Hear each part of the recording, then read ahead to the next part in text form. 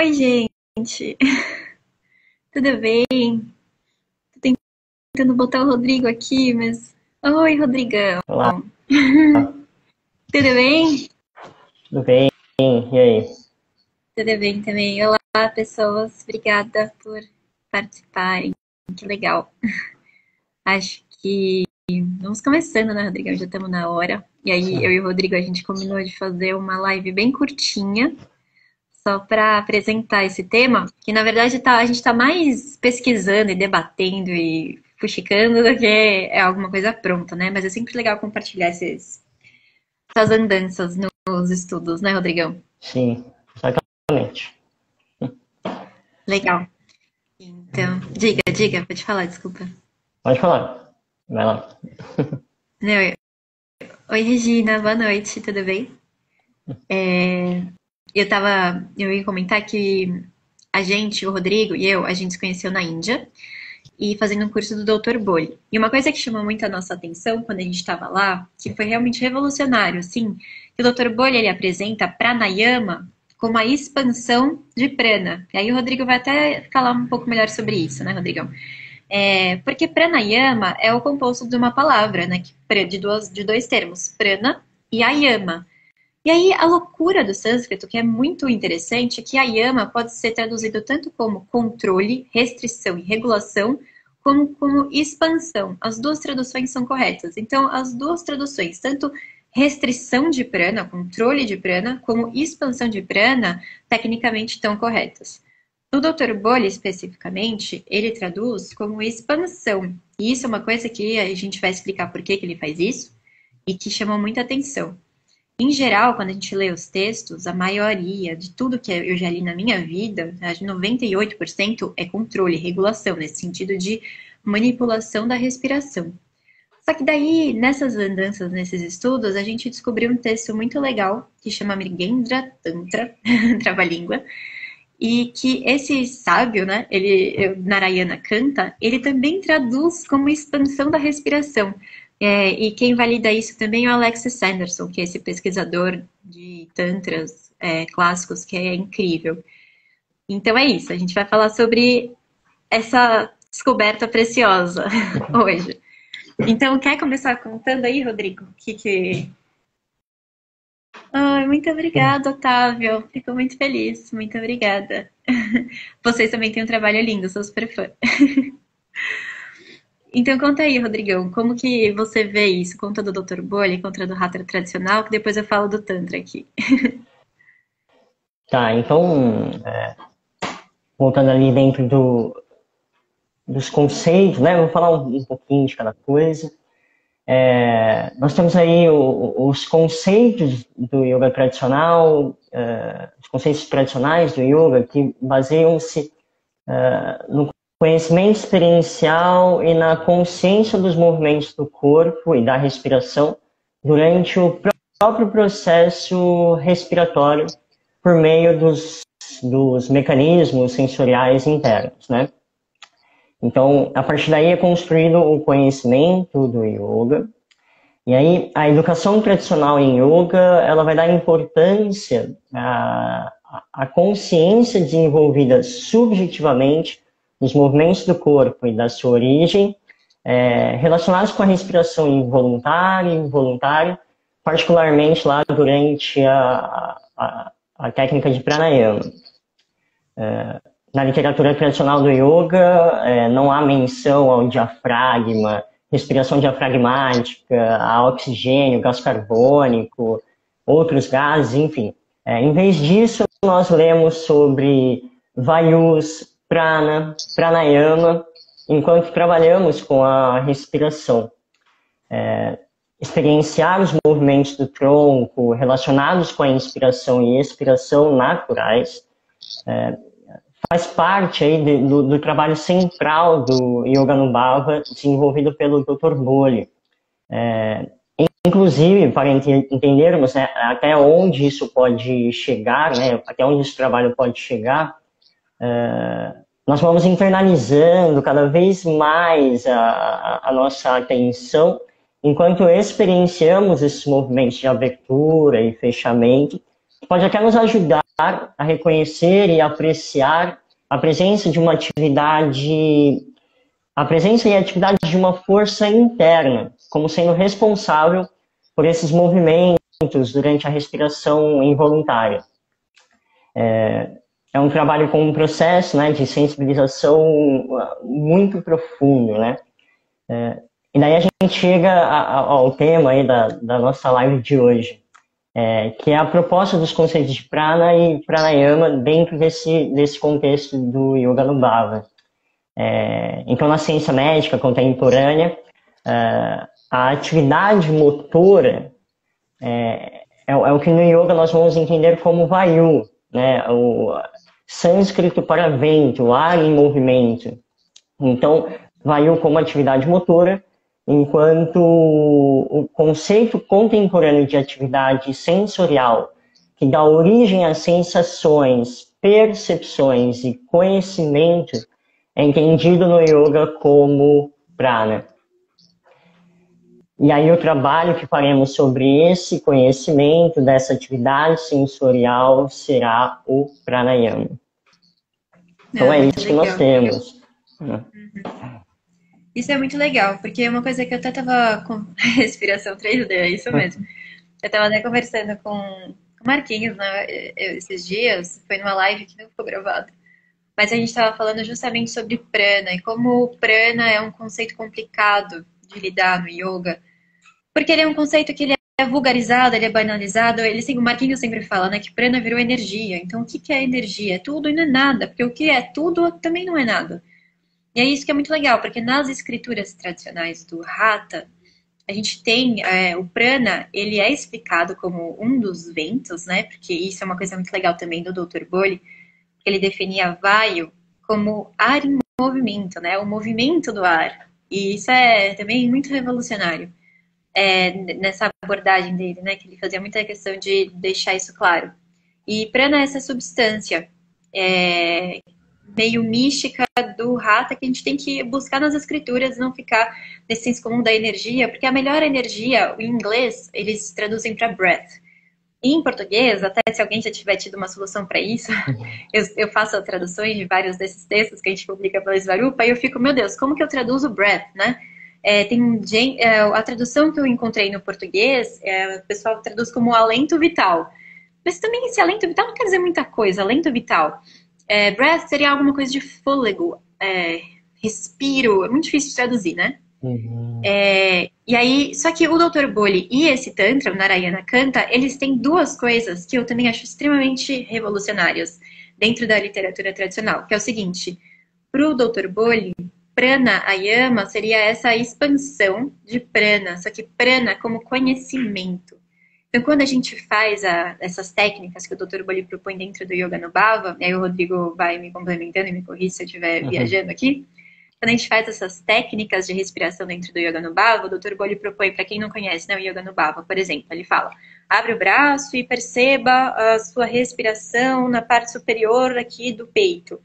Lugares que, em geral, a gente não tem acesso, a gente não para observar a nossa respiração nessas regiões. Isso é um exemplo de tantos outros mais aprofundados que o Dr. Bolli dava. Isso é uma forma de expandir o seu conhecimento experiencial direto, como o Dr. Bolli dizia, do seu próprio corpo. E nesse sentido é a expansão de prana. Então é prana como expansão do conhecimento. E eu fiquei muito feliz quando eu descobri esse Tantra que fala de pranayama, a yama como a expansão do discernimento. Que é muito bonito também. Aí, se vocês me permitem, não sei se é muito legal, até é legal a gente testar, porque assim, eu e o Rodrigo, a gente sempre conversa, que a gente acaba lendo e estudando, e aí é muito legal se a gente pudesse ter um espaço de compartilhar, talvez não numa live, porque das pessoas interagem menos, mas num Zoom, assim, sei lá. Mas eu vou explicar rapidinho como que funciona esse Tantra. E aí o Rodrigo vai me interrompendo, tá? Porque se deixar, você sabe que eu fico falando aqui. Então é o seguinte, olhem que bonito. É assim, o Tantra ele fala, é o capítulo de Yoga do Tantra que foi traduzido pelo Alexis Henderson. Esse texto está disponível em inglês online, publicamente. Eu posso passar para quem tem interesse, me mandem inbox. É uma possibilidade de traduzi-lo. Eu gostaria de pedir permissão do Alexis Henderson para traduzir. Vamos ver como a gente faz isso. Mas ele fala assim, para ter autodomínio, self-mastery, para ter autodomínio, ter autodomínio é ser um yogin. E aí é muito bonito, porque daí ele fala, e isso só é possível quando alguém conquista suas próprias faculdades, os seus sentidos. E aí o próprio Narayana Kanta, que é esse sábio, ele vira e pergunta, e porque tem o Tantra, que é atribuído a Shiva, né, como se fosse um diálogo com Shiva, e esse Narayana Kanta, ele é um comentador muito posterior desse diálogo, né, essa é a estrutura do texto. Daí o próprio Narayana Kanta vira e pergunta, mas como uma pessoa consegue conquistar suas faculdades? E ele fala, Shiva responde, daí vai para o verso seguinte, alguém consegue conquistar as suas próprias faculdades ao repetidamente praticar a extensão da respiração e os outros auxiliares do yoga.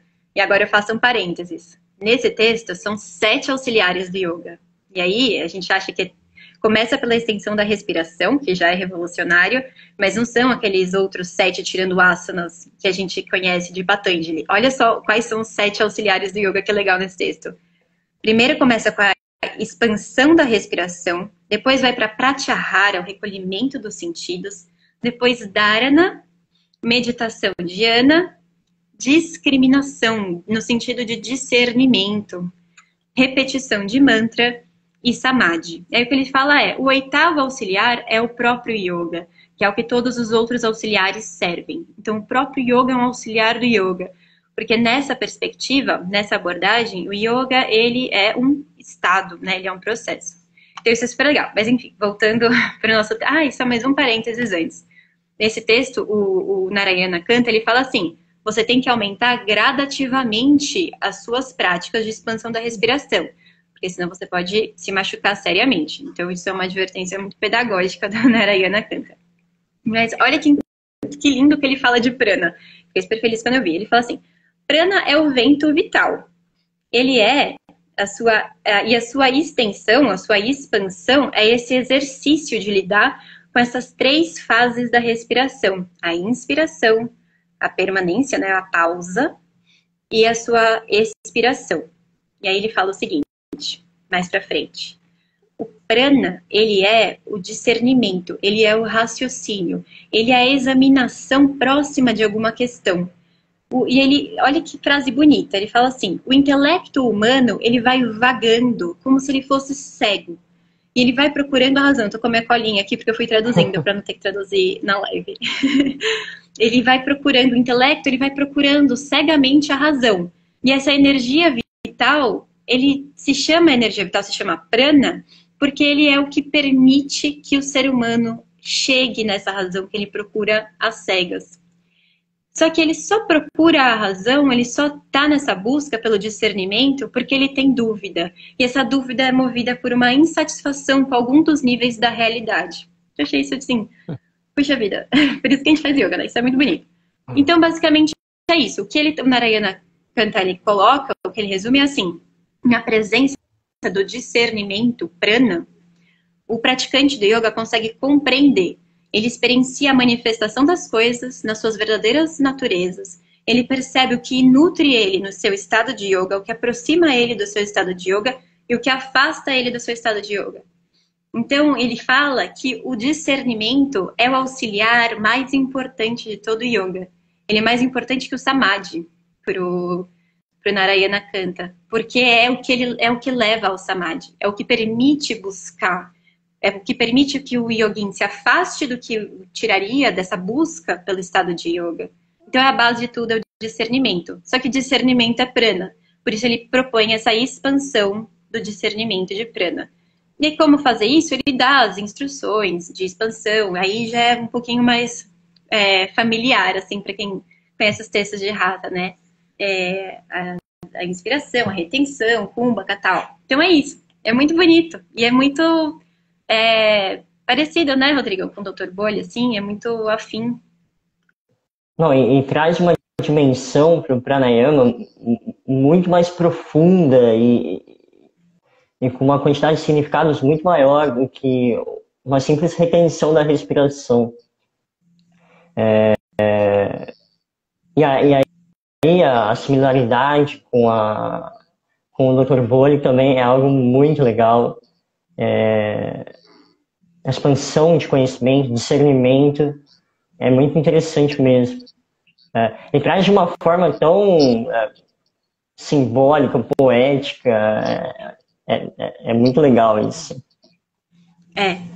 Esses textos, eles são muito simbólicos e muito poéticos. E aí e é muito bonito, assim, ver esse caráter revolucionário, né, de pensar no pranayama como a expansão do conhecimento e do discernimento, que está presente nesses dois textos.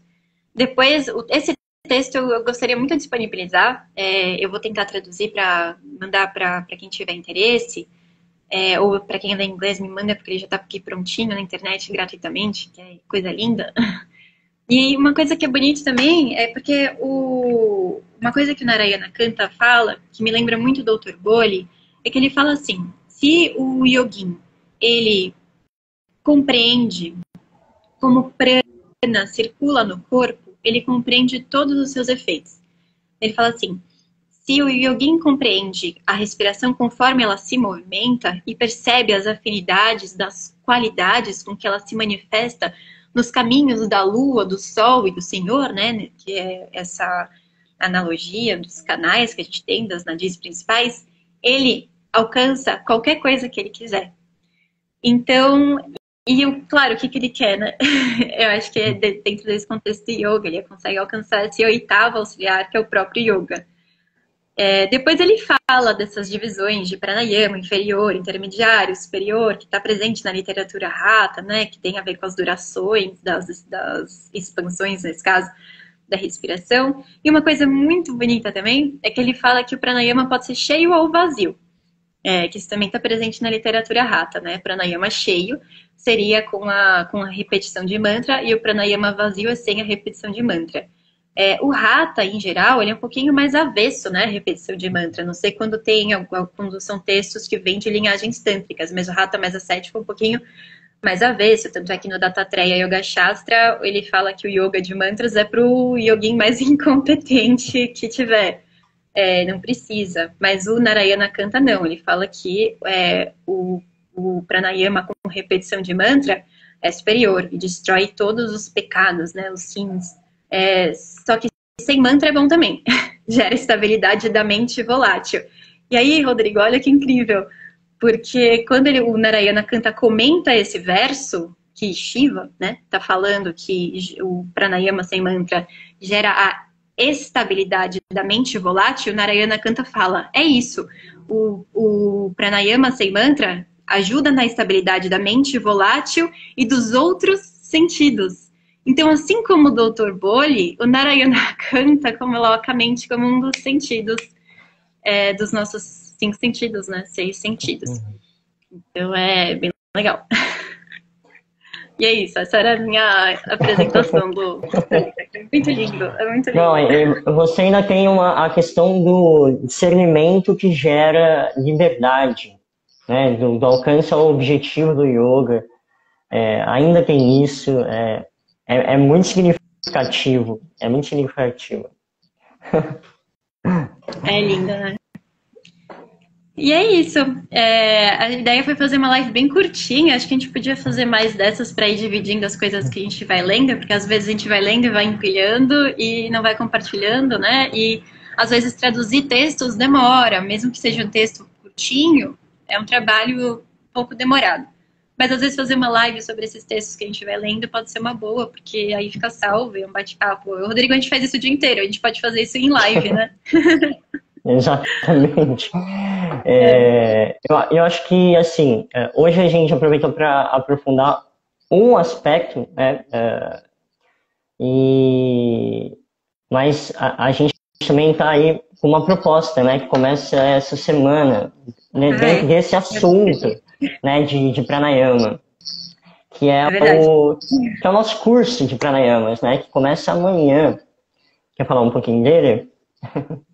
Claro, a gente teve essa ideia de fazer um curso de pranayama. Na verdade, eu, o Rodrigo e a Nayara, que foi uma pessoa, não sei quem acompanha a Nayara, editora, enfim, eu e a Nayara, a gente deu um curso passado em que a gente fez um sobrevoo na literatura tradicional do Hatha Yoga, do yoga, desculpa, para chegar no Hatha. Então a gente foi pegando desde os Vedas, tá? Foi um curso muito legal, assim. Meu livro base foi Roots of Yoga. Roots, ele é um livro que eu tô traduzindo, deixa eu mostrar para vocês. Traduzindo não, né? Já acabei, já, peraí. Mas eu faço a propaganda do inglês porque é muito legal. Quem gosta de ler, às vezes gosta de ler inglês, português, né? É sempre muito legal. E aí o Roots é um livro muito lindo que a gente está traduzindo e foi o nosso guia. E aí a gente decidiu aprofundar nessa parte de pranayama, nesse curso com o Rodrigo, que estuda muito seriamente, né? Estuda não só com o Dr. Boli lá com a gente, mas também estuda com o Dr. Bogal, enfim, estuda com uma galera lá de Kaivalya Dhamma que é incrível. Então, é isso. Aí esse curso começa essa semana, na quarta-feira, em que a gente vai explorar também fazer esse sobrevoo dos pranayamas. Precisa, Ana. Esse livro é lindo, mas deixa para ler em português. já, tipo, tá na fase de revisão. Eu já terminei de traduzi esse livro esse ano inteiro. Gabriel, nossa, obrigada. Eu vou adorar compartilhar com vocês. Foi o meu trabalho do ano, assim. Foi aqueles livros gurus, sabe aquele livro mestre que faz aquela alquimia interna e você sai dele sendo outra pessoa? A literatura tem muito disso, né? Então, esse livro é coisa linda, assim. Minha vida valeu a pena por causa dele. Então, é isso. Esse livro vai ficar pronto em breve. E aí, esse curso de pranayama a gente vai dar agora, esse mês. Que é mais uma troca, né? Tá todo mundo estudando, todo mundo... Enfim, ninguém nunca não esteve começando no estudo do yoga. Imagina a gente que é novinho. Então, é uma troca, uma proposta de conversar sobre essas coisas. Quer complementar, Rodrigão? Sobre o que a gente vai falar no curso, a gente vai fazer uma passagem literária, né, sobre o pranayama. Vamos apresentar as suas técnicas, teremos parte prática também sobre essas técnicas.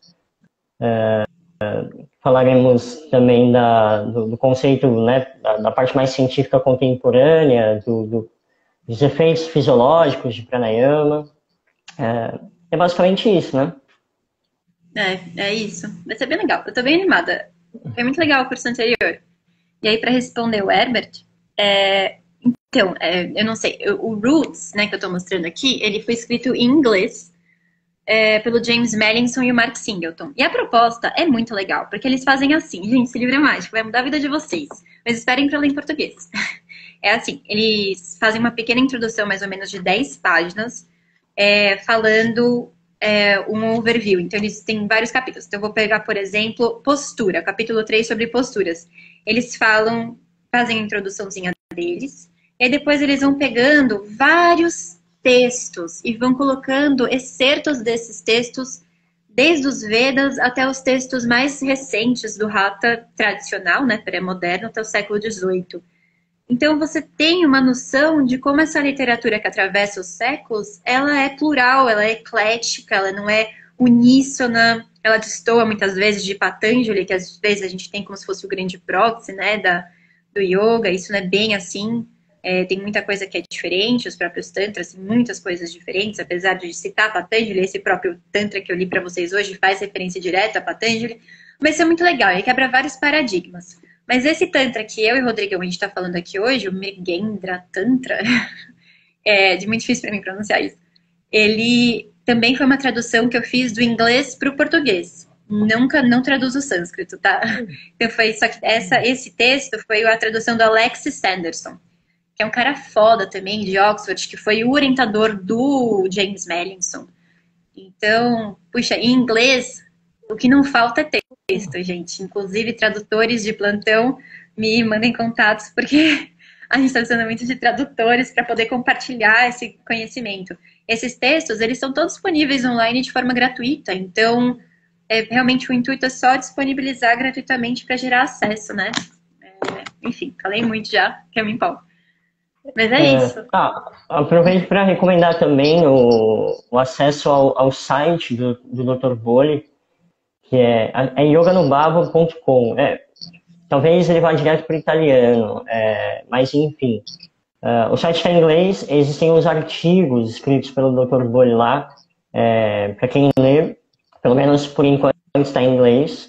É uma boa oportunidade para tomar contato com o método de Yoganubhava também. As reflexões do Dr. Boli, que são, acho que importantíssimas.